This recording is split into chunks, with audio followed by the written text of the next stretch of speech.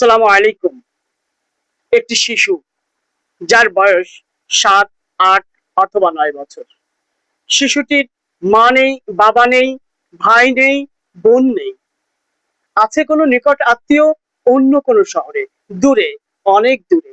আছে পাড়া প্রতিবেশীরা, তারাও নিজেদের প্রাণ বাঁচাতে ব্যস্ত। শিশুটি ক্ষুধার্ত, তৃষ্ণার্ত, মাইলের পর মাইল পথ পেরিয়ে শহরের এই প্রান্ত থেকে ওই প্রান্তে ছুটে চলে এক মুঠো খাবারের জন্য অথবা এক গ্লাস পানির জন্য। অবশেষে যাও বা কিছু খাবার, এক গ্লাস পানি পেল, তাতে ক্ষুধা নিবারণ হলো, তৃষ্ণা মিটলো, কিন্তু মৃত্যু অবধারিত। কারণ ওই খাবারে দেওয়া রয়েছে বিষাক্ত স্লো পয়জনিং। কি বিভৎসতা, কি মানবিক বিপর্যয়। জি, গাজার শিশুদের কথা বলছি। গাজায় এমন অনেক শিশু রয়েছে যাদের কেউ নেই। একবার ভাবুন তো, ওই শিশুটি যদি আমার আপনার ভাই বোন অথবা সন্তান হতো, আমরা কি পারতাম চুপ করে বসে থাকতে? না, হয়তো আমরা চুপ করে বসে থাকি না, কখনো কখনো সামান্য ত্রাণ পাঠিয়ে তাদের মানবিক সহায়তা অনুভূতি জানাই। কিন্তু এই যে প্রতিদিন শত শত শিশুকে হত্যা করা হচ্ছে, আমরা কি তার প্রতিরোধ ব্যবস্থা গড়ে তুলতে পারলাম? না, পারিনি তো। আজকের এই ইরান যুদ্ধ কেন এত কথা হচ্ছে? আমরা কি জানি এই ইসরায়েলের গোড়াপত্তন কিভাবে হয়েছিল? একটার সঙ্গে আরেকটার কিভাবে মিল রয়েছে? চলুন আমরা একটু ঘুরে আসি ইতিহাসের পাতা থেকে, জেনে আসি এই ইসরায়েলের প্রাক ঐতিহাস অবস্থা কি ছিল। ইসরায়েলের ইতিহাস প্রাক ঐতিহাসিক, আজকের এই আধুনিক রাষ্ট্র পর্যন্ত বিস্তৃত। ১৯৪৮ সালে মূলত ফিলিস্তিন ভূখণ্ডে ইহুদিদের জন্য ইসরায়েল নামক এই রাষ্ট্রটির গোড়াপত্তন হয়েছিল। জায়নবাদী আন্দোলন, ব্রিটিশ ম্যান্ডেট এবং দ্বিতীয় বিশ্বযুদ্ধ এর গোড়াপত্তন করেছিল। এছাড়াও প্রতিষ্ঠা মূলত ইসরায়েল এবং আরব যুদ্ধ আরো সুগম করেছিল। তখন ওই অঞ্চলটিতে স্থায়ী একটা অস্থিরতা দেখা দিল। অনেক ফিলিস্তিন, প্রায় ৭ লাখ ফিলিস্তিন বাস্তুচ্যুত হয়েছিল। তারা একসময় ভেবেছিল পরিস্থিতি স্বাভাবিক হলে তারা আবার নিজ ভূমিতে ফিরে যাবে, কিন্তু আজও অব্দি তার সম্ভব হয়নি। এরপর রোমান শাসনের সময় ইহুদি এবং রোমান যুদ্ধে বহু ইহুদি নিহত হয়েছিল, বাস্তুচ্যুত হয়েছিল। সেটি মূলত ইহুদিদের পরবাসের সূত্রপাত।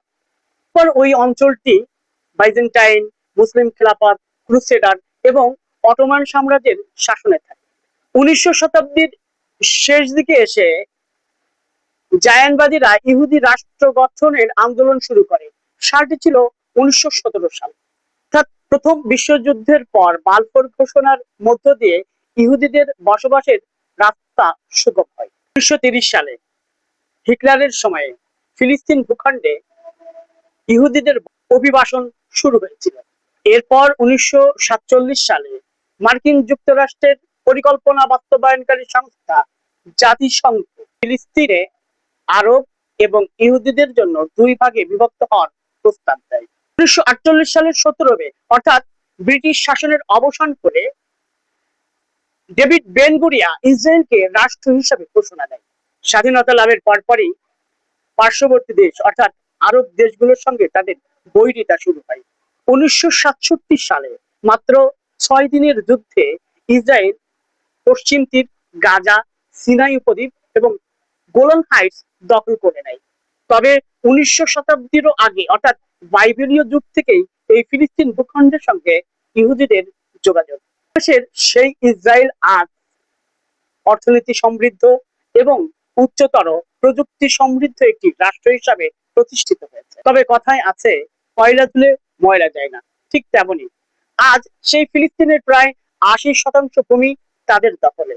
প্রতিদিন হাজার হাজার নারী, শিশু সহ সাধারণ মানুষকে হত্যা করছে এই ইহুদিরা। কিন্তু ইতিহাস বলছে আরব দেশগুলোর সঙ্গে ইহুদি বা ইসরায়েলের সম্পর্কটা কেমন ছিল। অপরদিকে শিয়া এবং সুন্নির যে মতভেদ, যে দ্বন্দ্ব, সেটা তো রয়েই গেছে। এটা আসলে একটি ধর্মীয় বিষয়, আবেগ অনুভূতির বিষয়। ফিলিস্তিন ভূখণ্ডের সঙ্গে যাদের আবেগ অনুভূতি জড়িয়ে রয়েছে, বিশেষ করে মুসলমানদের কথা বলছি, তারা অমুসলিমদের কাছে পুরোপুরি অনিরাপদ। অর্থাৎ এই ফিলিস্তিন ভূখণ্ডের সঙ্গে যাদেরই আবেগ অনুভূতি জড়িয়ে রয়েছে, বিশেষ করে মুসলমানদের কথা বলছি, তারা কেউ অমুসলিমদের থেকে নিরাপদ নয়। আমরা জানি এই ফিলিস্তিন ভূখণ্ডের সঙ্গে তিনটি ধর্মের মানুষের আবেগ অনুভূতি জড়িয়ে রয়েছে। এর সঙ্গে ভূ রাজনৈতিক এবং বিশ্ব শাসন ব্যবস্থায় আধিপত্য বিস্তারের বিষয়টিও জড়িয়ে রয়েছে। বিশেষজ্ঞরা অনেকেই বলছেন ইরান যুদ্ধ দীর্ঘ হবে না। মোটা থেকে কয়েকটি কারণ উল্লেখ করা হয়েছে। সে কারণগুলির মধ্যে যদি আমরা বলি, যেমন ইতিমধ্যেই আমরা জানি ইরানে আমেরিকা এবং ইসরায়েল যে ধ্বংসযজ্ঞ চালিয়েছে, শুধু তাই না, ইরানের সর্বোচ্চ ধর্মীয় নেতা আয়াতুল্লাহ আলী খামেনি সহ সামনের সারির বহু নেতা এবং সামরিক কর্মকর্তাকে হত্যা করেছে। কিন্তু তারপরও ইরানকে থামানো যায়নি। ইরানও কিন্তু চোখে চোখ রেখে পাল্টা জবাব দিয়েছে। আমেরিকার 52 বা 35 বোমারু বিমানকে ধ্বংস করতে সক্ষম হয়েছে। যদিও এক্ষেত্রে বলা হচ্ছে চীন বা রাশিয়ার প্রযুক্তিগত সহায়তা থাকতে পারে, সেটা যাই হোক না কেন, কিন্তু তারা প্রতিরোধ করতে পেরেছে, সক্ষম হয়েছে। এটি একটি বড় বিষয়। ইরানের হাতে হয়তো পরমাণু অস্ত্র নেই, তাতে কি, কিন্তু ইরানের কাছে রয়েছে হরমুজ প্রণালীর মতো একটি জায়গা, যেখানে বিশ্বের মোট তেল রপ্তানির 20% পার হতে হয় এই হরমুজ প্রণালী দিয়ে। ফলে হরমুজ প্রণালীটি পরমাণু অস্ত্রের থেকে একেবারে কম শক্তিশালী না। পরিস্থিতিটা এমন যে ইরানকে এই হরমুজ প্রণালীর কারণে ধরাশায়ী করা প্রায় অসম্ভব হয়ে পড়েছে আমেরিকা এবং ইসরায়েলের কাছে।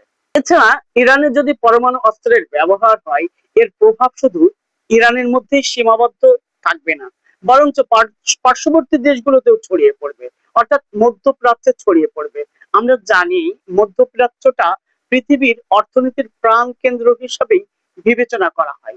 ট্রিলিয়ন ট্রিলিয়ন ডলার যেখান থেকে বিনিয়োগ করা হচ্ছে। ফলে ইরানের কাছে আমেরিকা এবং ইসরায়েলের নতি স্বীকার করা ছাড়া আর কোনো পথ খোলা নেই। পৃথিবীর ইতিহাসে ইরান সেই দেশ যারা হারতে শেখেনি। সার্বভৌমত্বের প্রশ্নে তারা কোনো আপোষ করে না। আমরা জানি, এর একটি উদাহরণ যদি দিতে বলেন, তাহলে আমরা সেই উদাহরণটা দিতে পারি ইরাক যুদ্ধ। ইরাক যুদ্ধে ফলাফলটা প্রায় ইরাকের পক্ষে চলে গিয়েছিল, কিন্তু ঠিক এমন সময়ে ইরানের লাখ লাখ যুবক যুদ্ধে অংশগ্রহণ করে যুদ্ধের মোড় ঘুরিয়ে দিয়েছিল। সুতরাং তাদের মধ্যে দেশপ্রেম আছে। সার্বভৌমত্বের প্রশ্নে ইরান কখনোই আপোষ করে না। যদি ইরান যুদ্ধবিরতিটা কার্যকর হয়ও, না হওয়ার সম্ভাবনা, আমি আবারও বলছি, ইরান যুদ্ধবিরতি কার্যকর না হওয়ার সম্ভাবনা অনেক বেশি। তারপরও বলছি, যদি কোনো কারণে ইরান যুদ্ধবিরতি কার্যকর হয়ও, তবে এই যুদ্ধটি ছড়িয়ে পড়ার আশঙ্কা রয়েছে। তার উদাহরণস্বরূপ হিসেবে আমরা তুরস্কের দিকে তাকিয়ে দেখতে পারি। আমরা জানি ইতিমধ্যেই কিন্তু তুরস্ক এবং উগান্ডার মধ্যে একটি নতুন উত্তেজনা, উদ্বেগের তৈরি হয়েছে। সেটা নতুন উদ্বেগের বিষয়। এর আরো একটি কারণ রয়েছে কেন তুরস্ক আক্রান্ত হওয়ার আশঙ্কা রয়েছে।